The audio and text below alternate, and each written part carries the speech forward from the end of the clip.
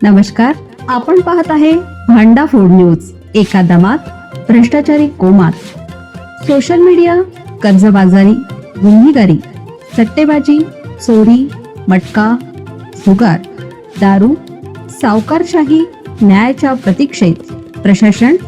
भांडाफोड news. एका दमात भ्रष्टाचारी कोमात.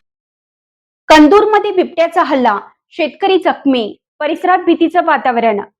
शिराळा तालुक्यातील कंदूर येथे शेतात काम करत असताना दबा धरून बसलेल्या बिबट्याने हल्ला केल्याने एका शेतकऱ्याला गंभीर दुखापत झाली.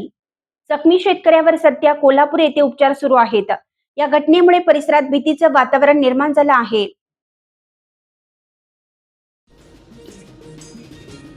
कंदूर येथील जगन्नाथ बाळू गुडनक्के हे शेतात हत्ती गवताला पाणी देत असताना बिबट्याने अचानक हल्ला केला. या हल्ल्यात ते जखमी झाले असून त्यांना प्रथम शिराळा उपजिल्हा रुग्णालयात उपचार देण्यात आले. त्यानंतर पुढील उपचारासाठी कोल्हापूरच्या छत्रपती प्रमिला राजे रुग्णालयात हलवण्यात आलं आहे. घटनेची माहिती मिळताच जिल्हा परिषद सदस्य विराज नाईक यांनी घटनास्थळी भेट देऊन पाहणी केली. त्यांनी वन विभागाला तातडीनं सापळा लावून बिबट्याला पकडण्याच्या सूचना दिल्या.